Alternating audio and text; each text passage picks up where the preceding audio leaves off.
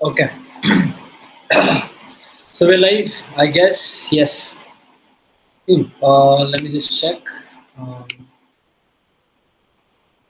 cool. Amazing. Okay. Welcome, Kaustuv.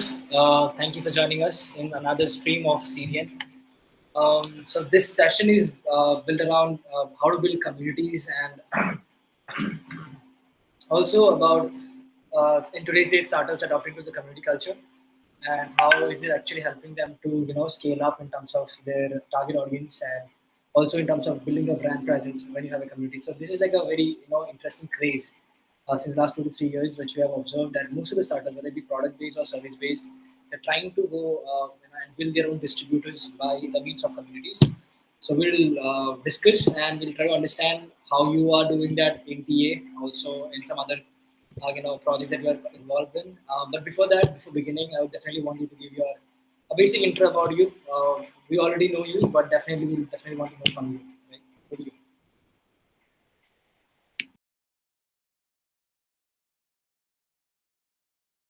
You're muted. You're muted, Costa. Right. First of all, thank you so much, Dhruvo, for inviting me to this podium. Unlike all our usual days, this is one of a special thing that I've come across. And most importantly, Commutal being one of the most important community-based platform, it's very important for people to know, to understand what is out there, how it is out there, and how are things out there. So this is a very useful and probable conversation that I think we're going to have.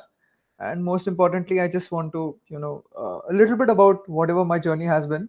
A lot to go, of course, but however it has been, I just want to make sure that the people who are trying to build it from the scratch, they know how it is done, they know how and why it's going to be done. So yeah, for sure. Thank you so much for that. I think they'll speak for itself. Again, for the people who don't know about Kaustuv, Kaustuv is currently the head of operations at TechAnalogy, which is an education management platform.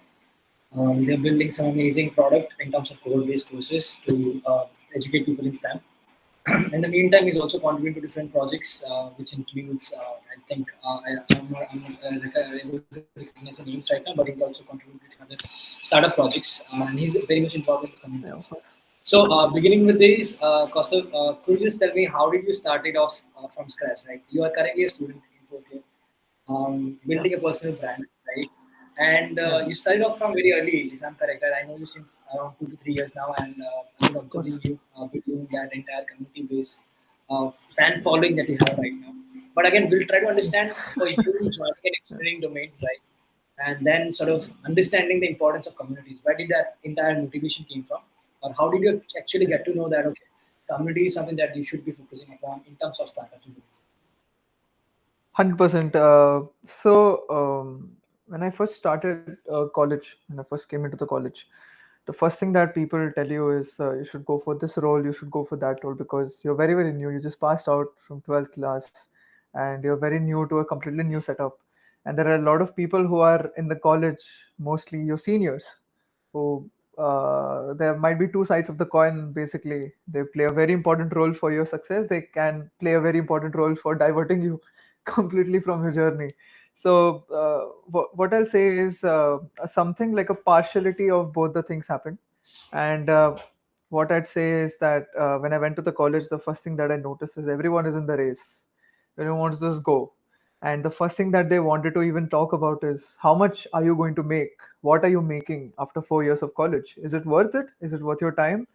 Then the images of your parents come across and what are you going to do? Are you going to be able to succeed and all that comes up.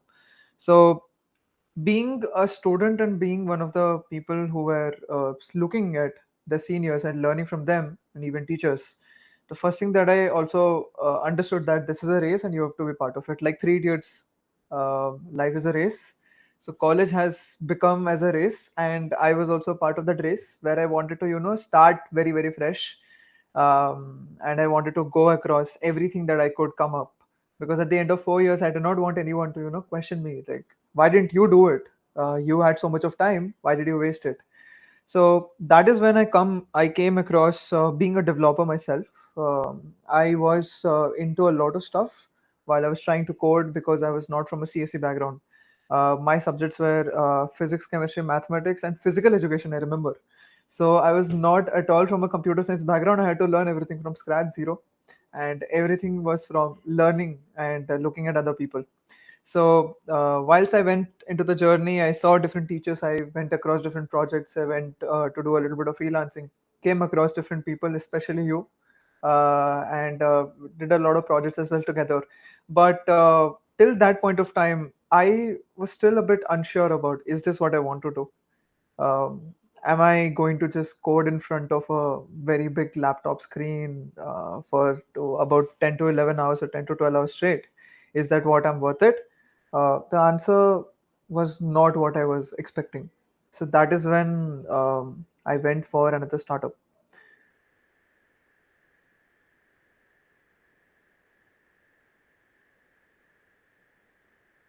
About yeah. So when I talk about a marketing-based startup, the one thing that comes into the mind is it's all dealt with sales, it's all dealt with business, marketing. Who wants to become a salesman? That was the first thing, and I also questioned myself: is that worth it? But I still went it. So when I first started with it, the first thing that came across is you need to sell people in order to earn money.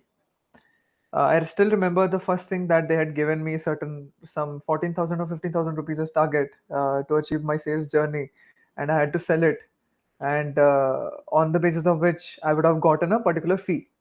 That was my first fee that I would have gotten apart from being a student, and I still remember that amount, and that was 50 rupees, and I was very very proud of that 50 rupees, and I've still kept that 50 rupees. It's with my parents right now, but the feeling that you get while you first time earn, even if it is 20 rupees, even if it is 50 rupees, that is the feeling that I got. Initially, we tried to get into a lot of people. How did we do that? Talking. First thing you need to do is communicating. If you're just shy around, if you think that people are just come that they're just going to come to you, that is very very false. They're not. Everyone is busy in their own world. Until and unless you want to connect with them, not a lot of people want to go for an upfront behavior.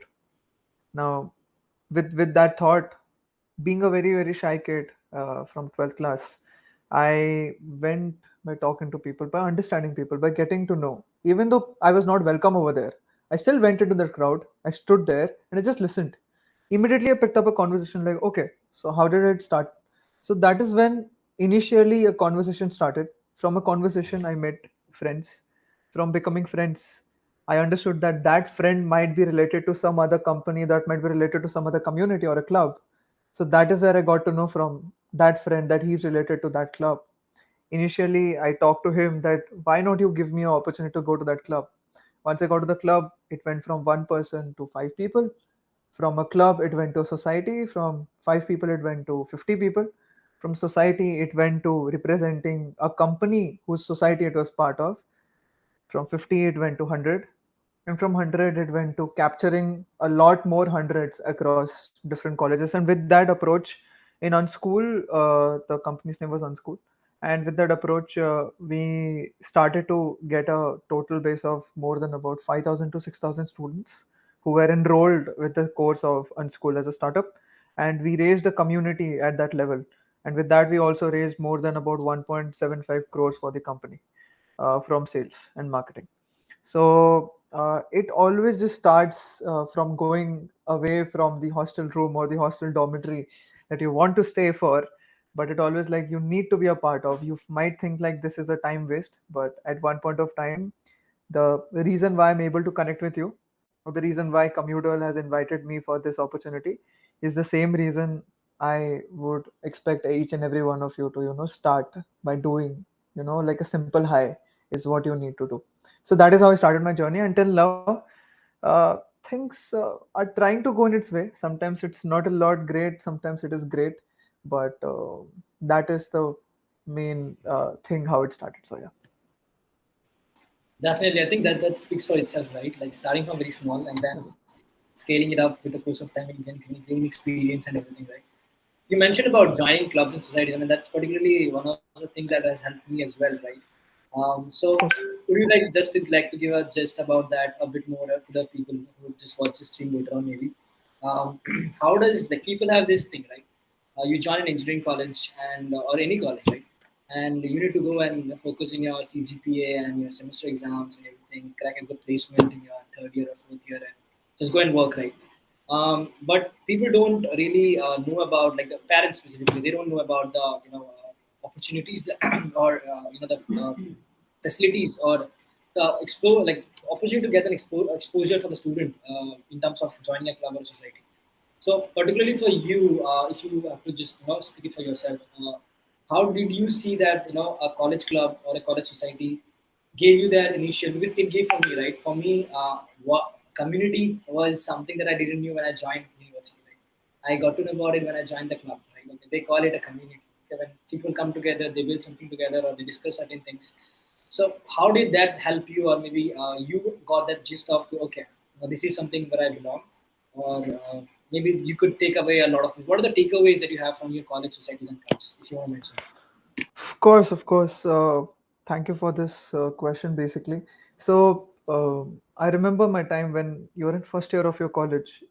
They don't consider you as one of the integral parts of a particular club. So it's always like the lowest category because they have hierarchical ladder methodology. So what is ladder methodology is, if you're in first year, you'll be always put into like like a mailbox job. If you're in second year, then you can be a associate. If you're in third year, you can be a manager, and in fourth year you're like the head. So that is how it has been since the start. And for my college, it's been like that. So the first club that I was in, I was given a very small role, but there's a very interesting story to it that would actually help if anyone would relate to it. So I was given a job of going to Google, search for a particular company, collect the name and number of that company, put it in a Google sheet uh, by doing columns and rows, and then give it to my head. That was my role. So that I had to do because the club needed sponsors, right? So because of that, I was required to go for that because initially I was in the publicity and the growth domain. At the same period of time, I was also doing a little bit of sponsorship. So I had to find out that particular details. So all you have to do is go to Google, you have to search for it, you have to copy paste, and you have to attach it. That is all you have to do. There's nothing more. But there's a very beautiful story to it. This searching and this copy pasting of this entire thing made me feel in first year at one point of time that should I be in this club? So I left it. I left it. I legit left it. I left it and I felt like, this is not for me. Initially, when it such started, when I went to different communities, and initially when a particular organization like TechAnalogy happened, the one domain that we created was a market research domain. And it is also known as MR in normal terms. Bigger picture told in a very smaller way, an edtech startup or any sort of startup can grow if its business research or its market research is done in a very proper manner in order to understand which market you're tapping in which particular area. The number of people that came, they might have come from different places, they might have done MBA, but at the one point of time, all they did was go to Google, search for a particular thing, put it in an Excel sheet, and show it to us. And that was a base of market research. And then I realized that you cannot just type anything in Google and it just comes out to you and you just copy paste and that is market research. It is not. There's a huge thing with it. So if you tell me what I've learned from communities, what I've learned from clubs, one thing is, like, if everyone has seen the Karate Kid, or if everyone has seen that movie, that the sequence of the movie, um, they might have seen that Mr. Miyagi, it seems that he used to do some unusual stuff. He used to ask him to paint. He used to ask him to hit the branches. He used to ask him to like slice something or do something like very unusual. And later on, the kid came up, and later on, the kid asked like, "Why are you making me do this shit? What is it worth it?" At one point of time, when Mr. Miyagi actually fought with the Karate Kid or the kid who used to do unusual stuff, he defended it. How? It's just because the unusual stuffs have a beautiful magic in them to make you realize that from unusual there is something usual that you actually do. And at one point of time, whatever company you go, whatever startup you go, wherever you go, you will be doing, you'll be told about a big word or a big sentence or a big thing, but it always originates from a smaller thing, which is a basic thing. I feel that if community or club did not happen to me, or the clubs that I'm a part of, currently I'm also one of the chairpersons of IEEE.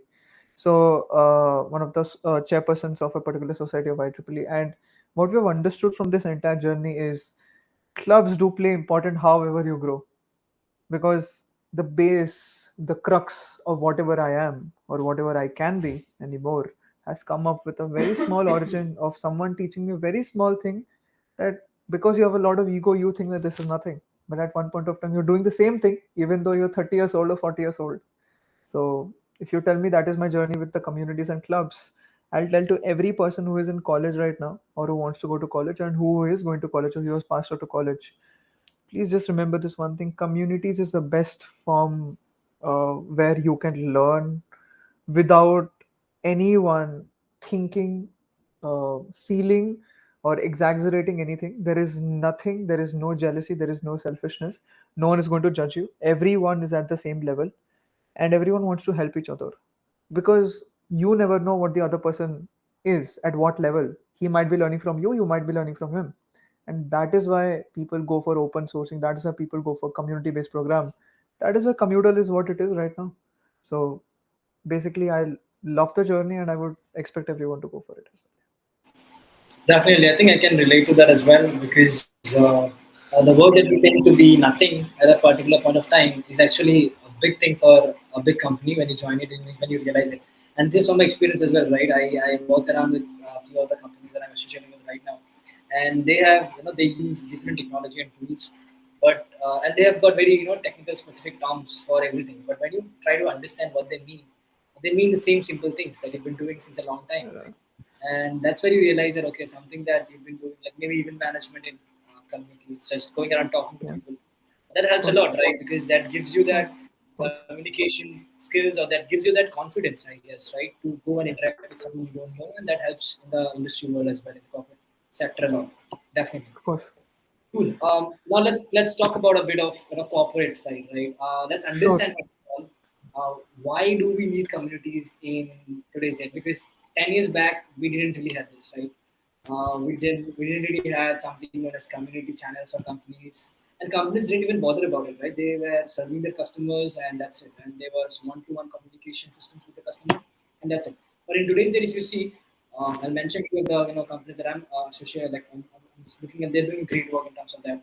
They're just trying to build an automated system where you don't really require a team sitting in your support as a support team in your organization and assisting the customers. Why? Because you have a bunch of people who are using your product, and they are themselves becoming a source of solving queries and helping each other to use the product. Right? You don't really require a support team in that case, and that's and the reason one of these reasons are because why the companies are focusing in building communities.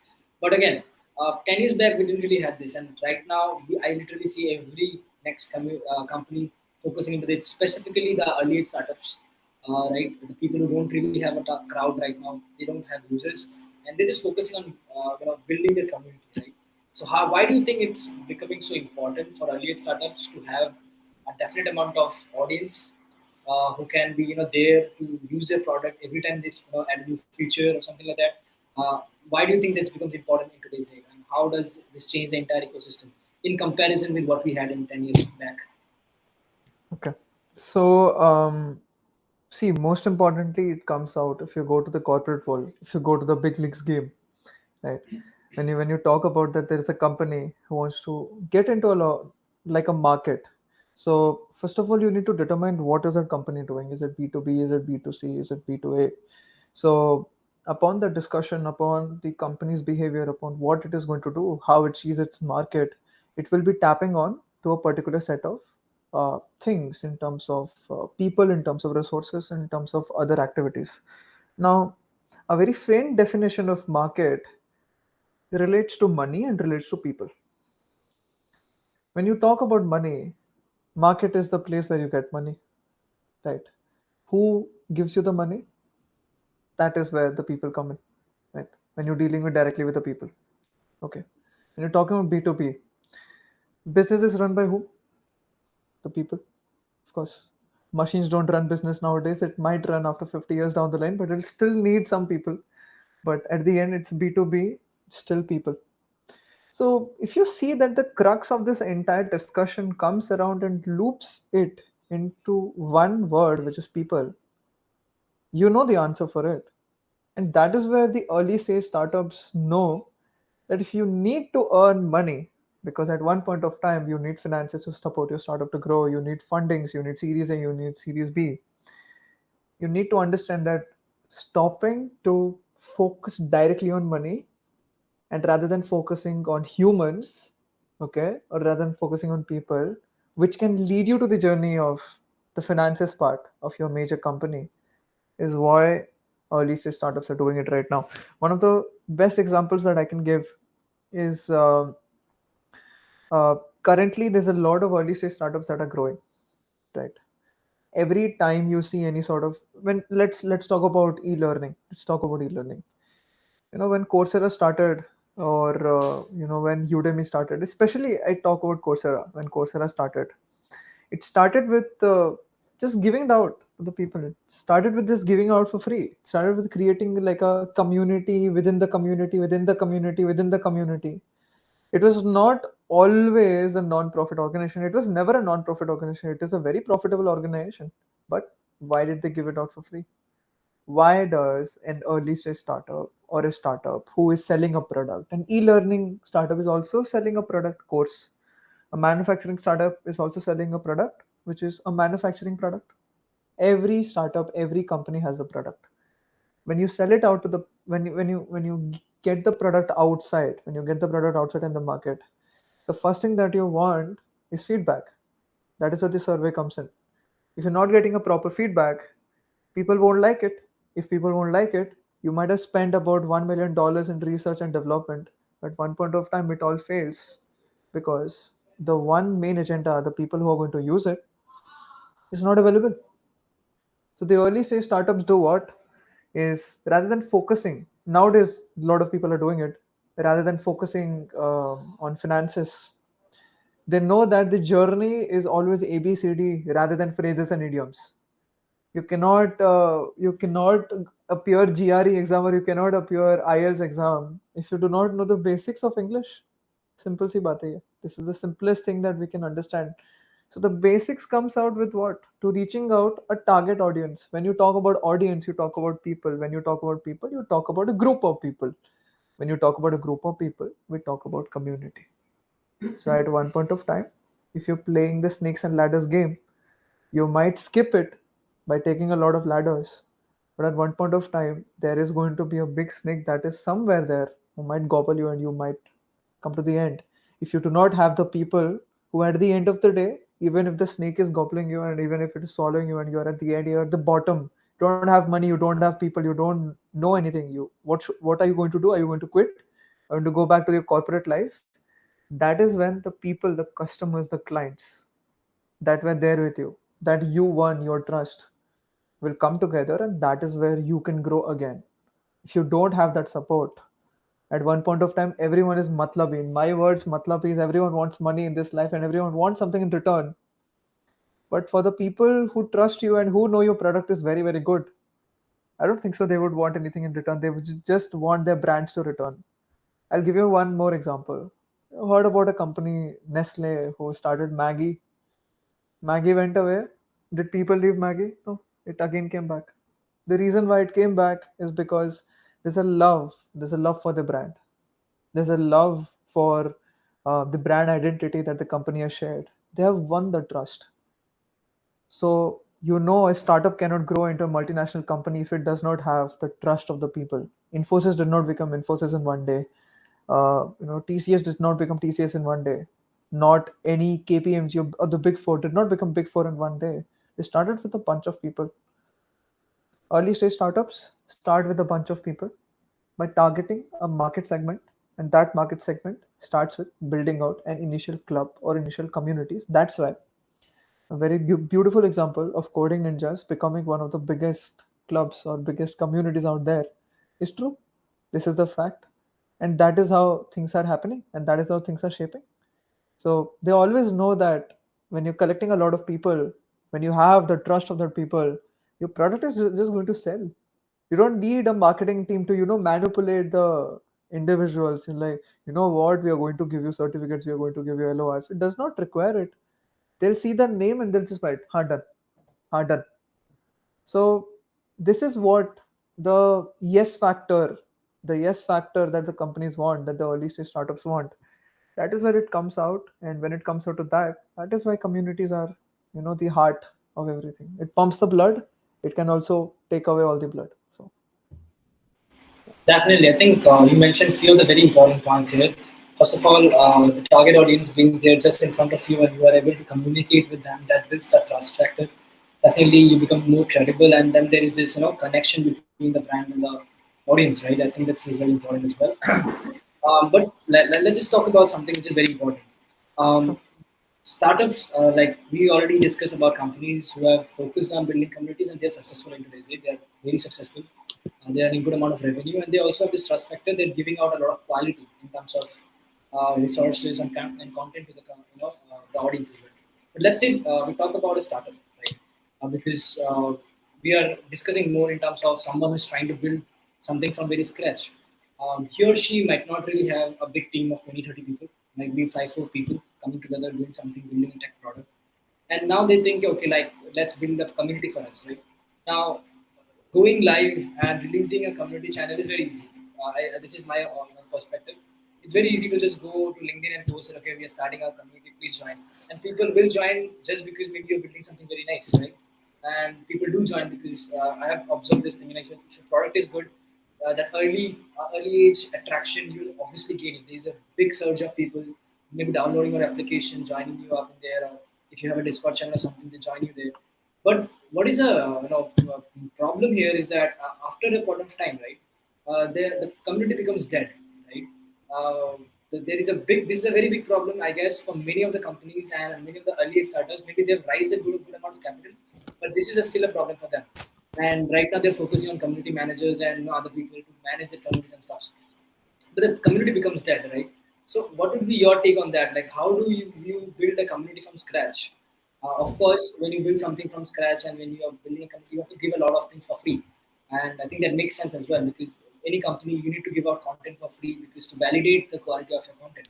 Of And course. once you start doing that, um, you'll receive the feedback from your members. Okay, it's nice, it's not good. You go and work upon it. You bring in something new. But even then, what are the other mediums? Like apart from the product, let's say we have a product right now. I have an app given to you. You start building a community around that app. That app is updating. It's giving out a lot of features every single day, maybe every single quarter. But then that's just not enough for running a community, right? Because you need to have activities, you need to have engagements, and that's what makes a community, right? One of the one of the my managers I was working with, he said me this particular thing.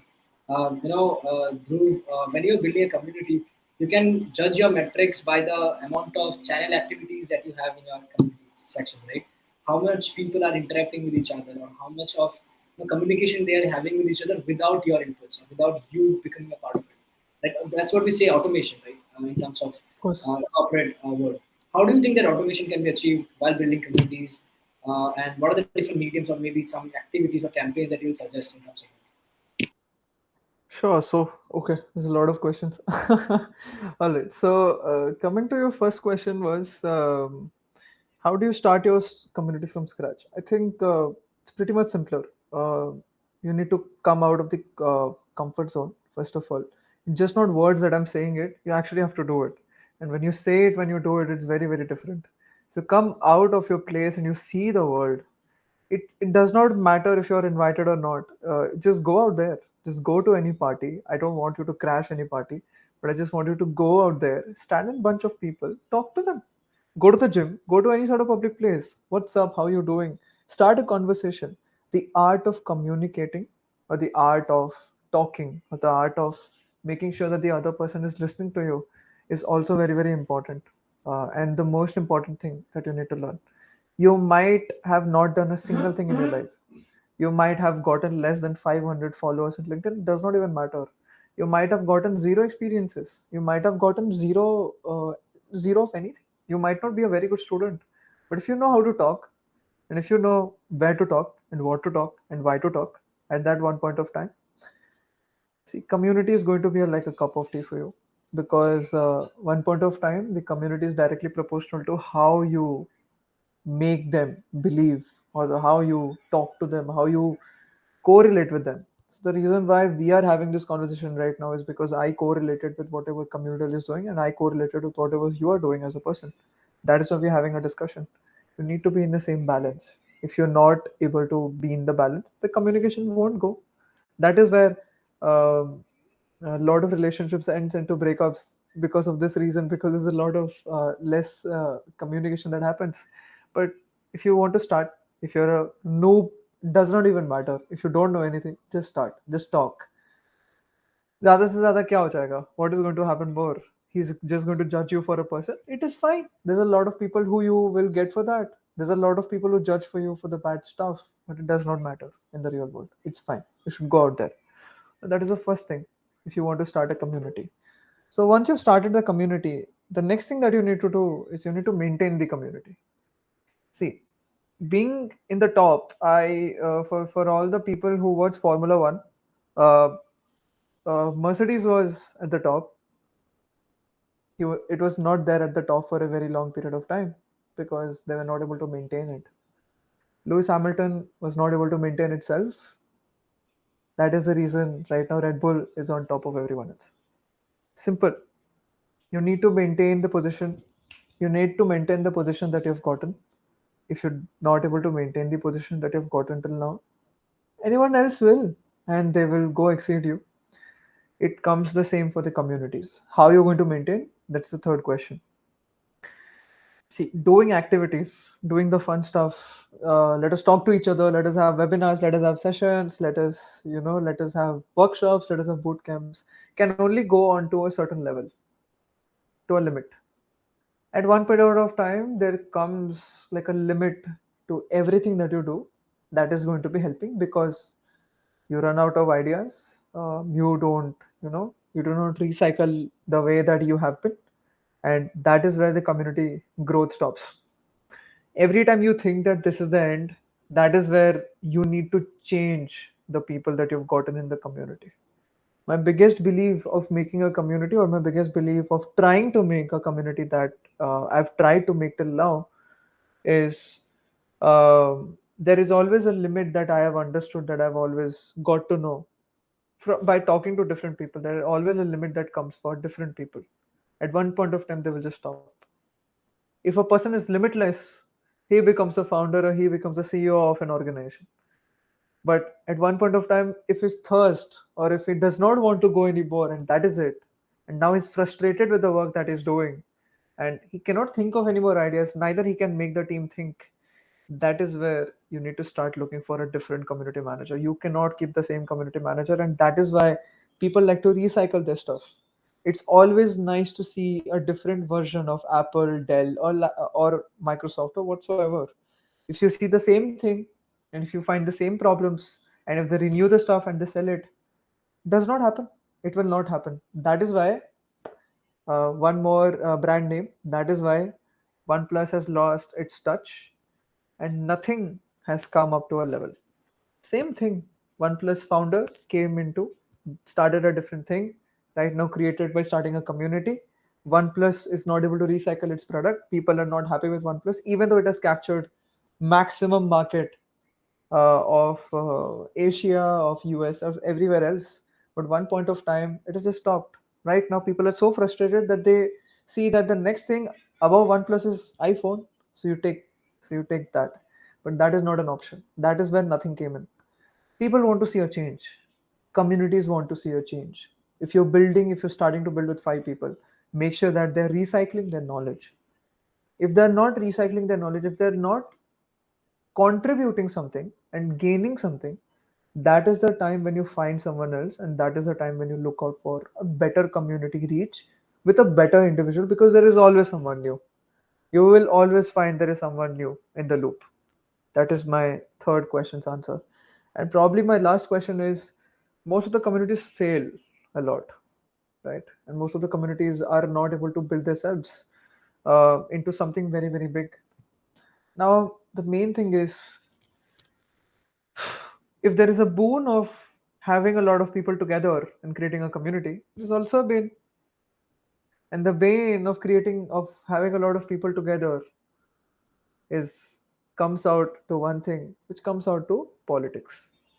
There's a lot of internal politics that happen, especially it happens in communities, and I've seen it. I've seen it when it comes to hierarchies, when it comes to, promotions, when it comes to, someone getting more, someone getting a better job, or there is some sort of like an ego clash. At the end of the day, you are just a human being. That's why people say, I'm just a human being. I'm not God that can predict stuff. So why communities end? People have something more in top of them rather than being at the same level. Community is always in the same level.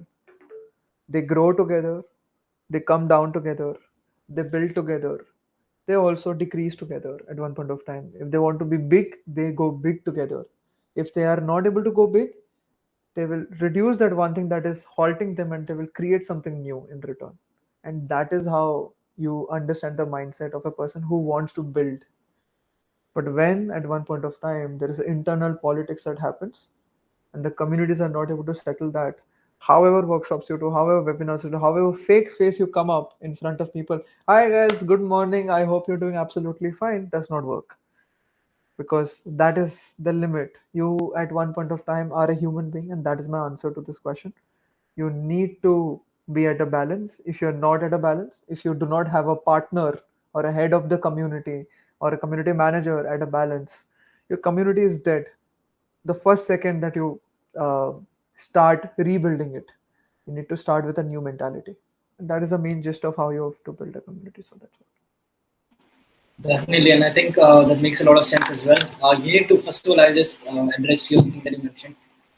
Coming up with new things. I think I like this idea a lot, and I personally try to do this as well. Because it gets boring after a point of time, and we need to keep ourselves in the members' shoes and then understand this. Right? I join a particular channel, I see a lot of activities, and that's why I joined that channel. And after a point of time, if that activity becomes very generous and it's something that happens every week, I like it. Of course, I'll still be in touch with it, but definitely not maybe with the same enthusiasm and the same passion. Of course, I want to see something new coming in, right? And that's where I think brainstorming has to be done. That's why we need the community managers. And of course, community manager is a role where you have to scale up every single thing, right? of course. And you need to be aware about every next thing that is happening in and around.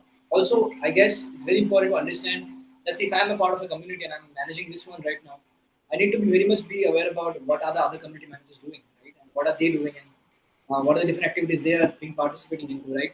Because you always in communities, this is my particular personal belief, you always get to learn something new, right? From every single person, no matter if he is in a freshman year, starting his first event right now or a first meetup, that person is going to come up with something which maybe you have not, and you get to learn that particular thing, right? Of course. And yeah, okay. Coming back to the next one, right? Let's talk about the business part of it, right? So, if I talk about startups right now, right, they don't do communities for just for fun. To be very honest, right? It's of course a medium of fun for the employees, for the users, and everyone. But there's always an underlying factor which is business, right? And I say this very often, right? Like I have a YouTube channel, and my company also works on with a YouTube channel. Communal has a YouTube channel where this team will be live. And all these YouTube channels, right? Every company that is having these YouTube channels where they're giving out content, they're not just giving out this content just to make people aware and everything. Somewhere or the other, there is a business objective behind it, right? And I think that's something that we need to crack down in a particular manner to achieve a success level, right? Because there are good content creators in YouTube, right? There are amazing content creators. But when I talk about entrepreneurs, right, or when I talk about founders and CEOs and everyone who have their YouTube channels in YouTube, and they create content, and people sometimes mistake them for content creators. And I always say to them, whenever I was in a discussion in a meetup, and they were just talking about one of these guys who has a YouTube channel who is growing immensely in today's date, and they were like, "This guy's content is great. He'll become a great content creator. His Instagram is growing like hell." I'm like, come down to this particular fact that he's not a content creator, he's a founder. And all he's trying to do is make business out of it, right? He's giving out Yes. content so that you like his content and then go get his business. You convert yourself. You don't even realize that you're becoming a part of the community just by watching his video, right? And that works pretty fine. And so what I'm trying to say here is that let's say there is a product, right? Let's assume a use case scenario where we have a product. I don't know anyone. I have zero networks. And I built something very amazing, right? A few days back, we had this ideathon session going live in Communal where one of these guys came up with an amazing product. He literally built this product, and if you would just go and check the YouTube channel of Communal, you'll find the product, and you'll say the same thing. What a product, right? And this product is of industry scale. Trust me, right? It's on the scale of some big MNCs. And what the guy has done, he's done it individually. He's an engineering student, and he's built a platform where he's integrated around 5 to 6 different companies work in a single place, right? And he's constantly updating it as well. And the product is amazing. But when he was here, right, the expert feedback that we received was uh, his product is amazing, but he does not really have the ownership of distributor, right? If Of course. he person like him goes out to the market, releases the product, it is going to be this XYZ big MNC who's going to watch that happening, and they're going to copy it in the next minute, and they're going to release it worldwide, right? And they're going to make money because of course they have this distributorship. Not going to make that much money. Probably will get a crash because of the competition that he will receive, right? So how do you think? Like, I just want to know your opinion on it. How Sure. much important it becomes to have your own distributors? And I think community is nothing but it's a distributors for us as Right. as entrepreneurs and everyone. Right? We're just trying to build this distributorship channel where we will have certain people who will know about the work that we're doing, and as soon as we make our product live, they're going to come and use it. That's what we say, right? Of That's what course. happens in distributorship. So how do you think that's becomes important, and how do we create it, right? Of course, having a community channel works fine, having a YouTube channel works fine, but what else can we do to have these distributors spread across the globe? Me just sitting in my laptop, I can do this. How do we do this? Right?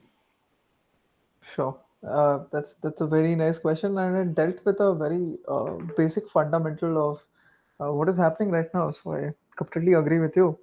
Now, if I come see, I always started my conversation with understanding the crux or understanding the base. Let us go to the very base. Let me give you one more example. See, I always related to stuff by understanding from different examples and situations, and that is how I've understood myself. If everyone has heard about the story of McDonald's and what has happened in the real life and what people see, the M or the beautiful arcs that you say has a different story of its own. I unfortunately do not have a lot of time with Communal right now that I can elaborate the entire story. But if the people have read the book or they've seen the movie that is there, it's pretty much clear how distribution and how branding in terms of multiplications, in terms of making it out there. If it is known to one people, trusting trusting going out, and that one dot one chain rule that I've understood is very very important. When you go from one thing, there is always a founder talking about the mentality of a founder. Even if you've started a community, even if you've started a company, or even a startup, or even a small chai ki tapri, doesn't even matter. If you're a founder, you have put your heart and soul into this. Talking about you as well, Dhruvo. You have put your heart and soul into something that you've started. The person that I work with, Mr. Ratik Gupta, is the CEO and founder of TechAnalogy. He's put his heart and soul into this. Every single day, the thought of trusting someone else, or the thought of doing something else out of the loop that you've never tried, it always shakes your bones and nerves inside your body. As a founder, you would be the best person to understand, right? Where you want to go out there, you need to go out there, but this is your baby. This is what you've created. This is what you have established, and this is has certain growth and has certain market into it. How can you trust? How can you give this product to someone else? You know what, you can take it to particular level, do whatever you want to do. You can't do it because you own it, you know how difficult it is. That is exactly what happened. That is exactly what happens with most of the communities, with most of the founders, with most of the CEOs, and even the co-founders who have started this organization or whatever organization it is. It happened the same with McDonald's. The brothers, the brothers who created McDonald's, they were too afraid of going into scattering, into getting into distributors for McDonald's to represent itself across the country. There was this one person who came into the loop, loved the idea. He wanted to create different channels of that one particular thing, connected with different dots. Everyone was still scared. He had failed more than 4 to 5 businesses, but he was still an investor. He knew that he had to expand.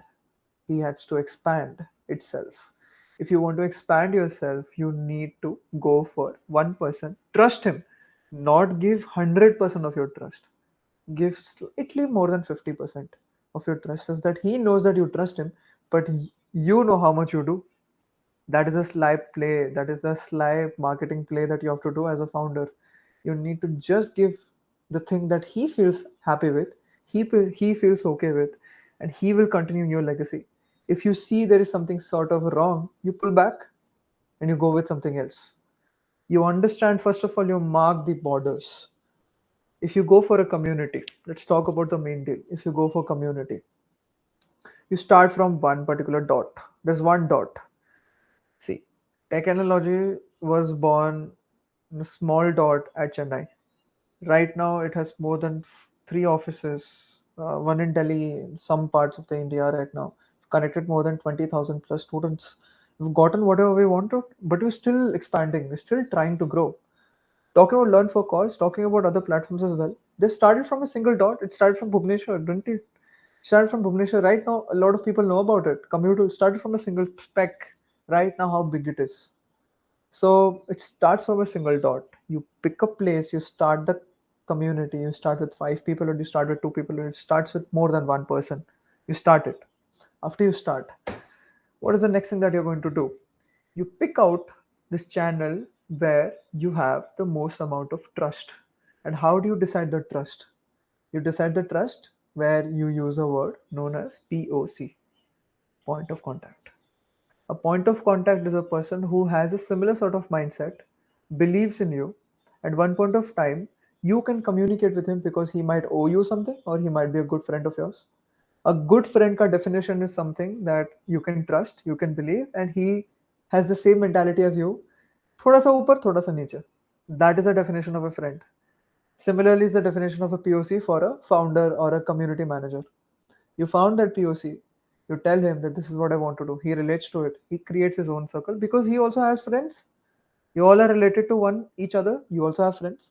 You pick out a common person between the two of you. You pick out a common person between the person who is starting with a spec and the POC he's starting it with. You pick out the common person. That common person knows two other people who has two other POCs. That two other POCs are his best friends, good friends, very nice friends. That two POCs will have one person in common. Dot, dot, dot. Then you just dot it out. That is how you have to do it. There is a sequence and there is a game known as chain reaction.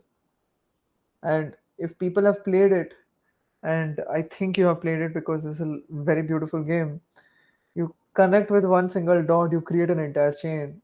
You tap out one single dot, you might destroy the entire chain. And that is exactly the definition of distributions. That is exactly the definition sort of how you have to expand your network as a community. If you're a community, it always starts with the one person. You connect the dots, you go to the next person who you can trust. Don't give 100% of your trust. Just give slightly over 50%. You never know what it might turn out into, but at the one point of time, he's a human being, he might ask a lot from. There's a lot of backstabbing people that we have seen in our life. I have seen, you have seen, my commuters founder would have also seen it. That is the reason how they have understood people's psychology. You don't need to do a lot, you don't need to do a very less thing. You just have to go a little bit more than the average, a little bit less than the average. Trust, pull back. Trust, pull back. At one point of time, make sure that you always have more than 70 to 80% of leverage with you, says that you can bring back whatever you spread out, right? So that is how you can control the community, or else the community will control you. That is the problem. See, when the channel or when the distributors control you, that is when the distributions win. and the channel, the main source, that fails. When the channel is liable with the distribution and the source is equivalent with whatever channels it is expanding to, it's a little bit less. That is where you can keep your leverage, because you are the source, you are the mother, you are the father of this entire thing. You are the person who started it. So as per as distribution goes, it's very, very important for people to understand. And there is one organization that I can very, very well relate, that I am a part of, IEEE, ASME. These are American Society of Mechanical Engineers, and the entire society. You know it. Why do you know it? Is because they expanded. They expanded, but it started from one place. So they created distributions, but they always kept the leverage of that one place. So that place. So for Learn for Cause, Bhubaneswar, and for TechAnalogy, Delhi right now is the place where it started, and it has the maximum power in that particular place with the particular people that are working in those headquarters, in that space, in that office, whatever the distribution can be. One of the best examples of community networks in terms of non-profit is Youth India. I don't get a better example than this. Right now, it'll not be great for me to say this, but the person who started Youth India, he was studying with me in my college, in my school. We were classmates, and I see him, I understand him. Goes into LinkedIn and shows it out to people. Feels so proud that with different channels that he wanted to do, he always kept that one power into him, but he made it so big that doesn't anyone know about Youth India? They know about Youth India. How do they do it? The power of expansion. Exactly. I think the power of expansion and power of having distributors under you, and also not giving the control back to the distributors. This is a very important point. And I think every startup owner or a product owner would definitely relate to that. You cannot really give your entire power to distributors, otherwise, you become a part of the entire mechanism. You are no longer the core or the heart and soul of the pipeline that you're trying to create. Makes sense. Again, while you're building communities, very small question. While building communities, should you focus on numbers or quality? Like I have this very, my perception is having a premium audience.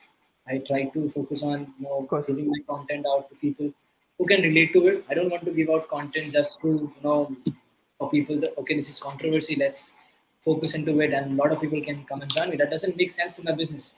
But making sure that I give out content that is related to my business and people will join me for the work, and then they probably become my customers, right? The end users. So, what is your take on it? Having a big bunch of people joining you in your channels, or a quality, good number of people, not lot, but a good quality number of people who will make sense to your product joining you? Which one is better? A simple answer in a simple sentence is I would go for quantity of quality. That means you don't need to focus on numbers, because if you go for random numbers, like I want to increase, I want to show it out to the people, I have 100 people working, I have 500, 600 people working, that is when you know that from the 500 people, the 80-20 rule that is told by the founder, my founder, to me, the 80-20 rule is very, very famous. 20% of the people do 80% of the people's work, and 80% of the people get the credit of the 20% of people's work.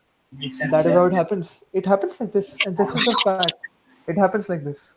So if you go for quantity, this happens. If you go for quality and only quality, have 5 people. Simple example: have 5 people. Okay, I'll give you my example. I started a particular startup. It was named as Seed House. It's not the point of discussion right now, but I started with 5 people. Beautiful, amazing people, lot of quality. One point of time, I was left out with only one, which is me. When you have too much of quality, when you have too much of quality in your plate, it comes out that their brain starts to work in a direction that they want to do something of their own, and they just scatter it out. Because Makes think sense. about it, a person who has 100% of his brain with another person who has 100% of his brain can never be together, because both of them will never be satisfied with the other person. This is a fact.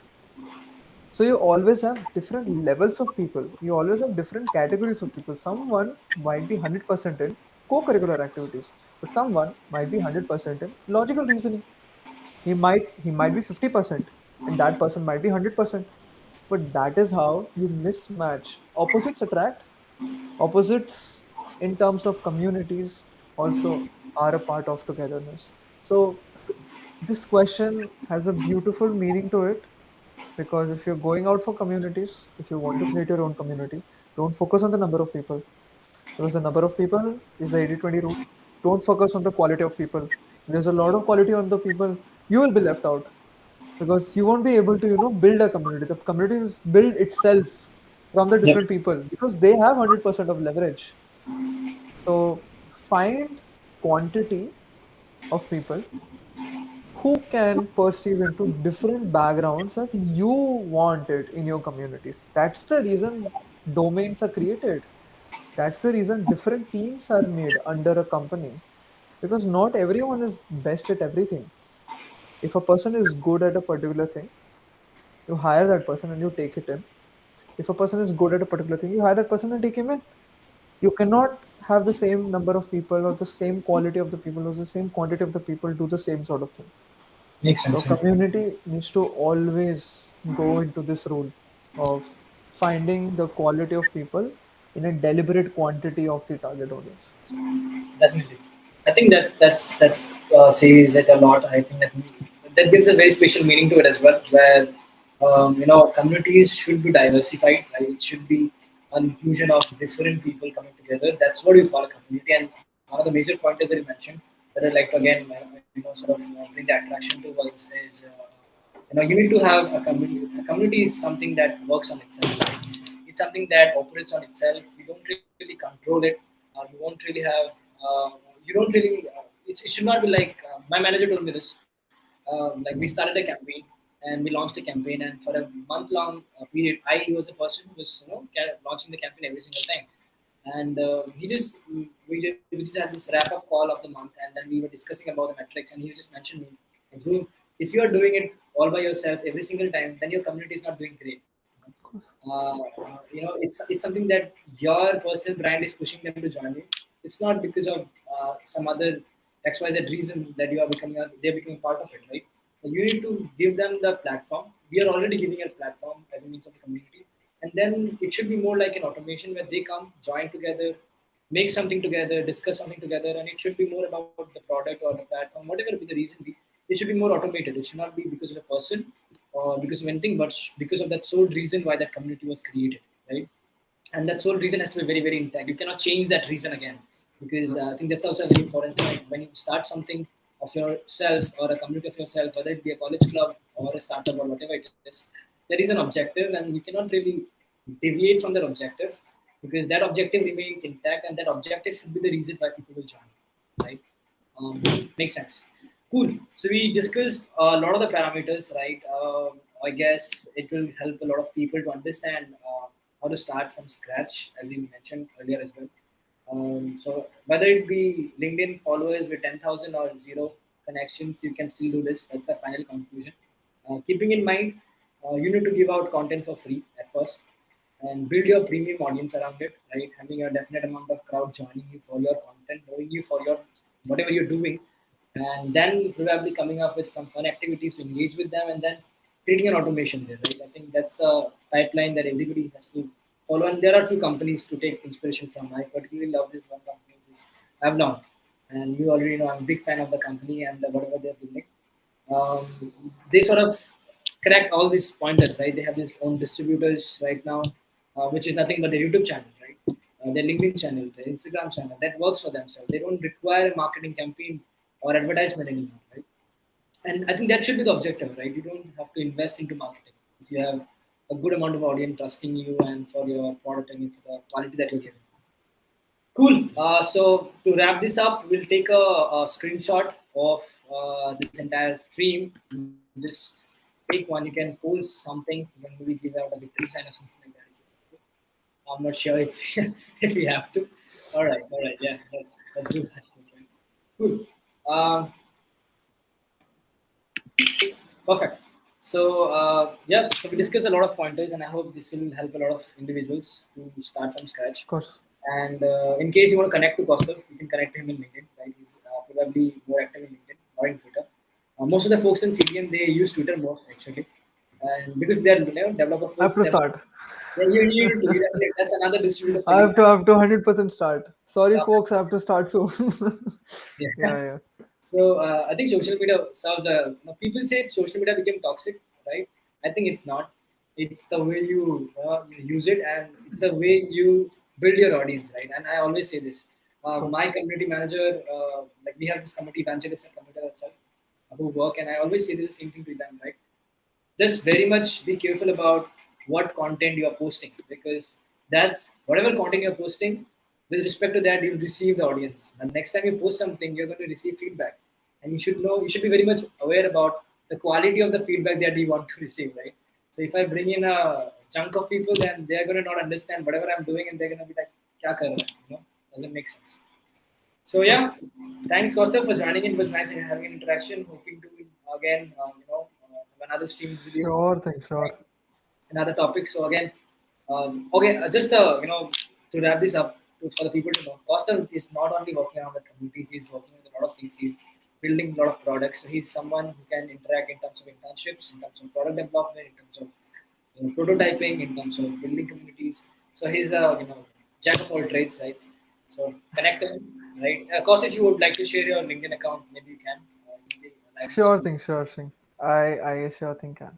So, see, so most importantly, guys, as you know, I'm a part of TechAnalogy as a startup. I am the CEO of this organization, and most importantly, what we do is we try to inculcate an e-learning mode. So to target out a particular audience, we always start out by making a particular difference. Not targeting a bunch of people who are getting placements or you are getting completely job opportunities, but targeting a lot of people whose passion is to go into that direction rather than forcing and manipulation. We believe into giving the right opportunity to the right people. It might be said by a lot of founders, it might be said by a lot of head of operations people or marketing people about their own startups that they are very good, but I would just through commutal maybe I just ask the people if you think you could experience a little bit of this organization and we could experience a little bit of whatever you have, and if we feel that it's a beautiful journey that we can have with you, let's start making a family with each other in understanding of how a community grows and understanding of how a company can grow. And possibly I think TechAnalogy as an organization can 100% help you, and I can also help you if I can, plus the founder of this organization. So thank you so much for having me, Dhruvo. And thank you so much, Commutal, for organizing this entire thing.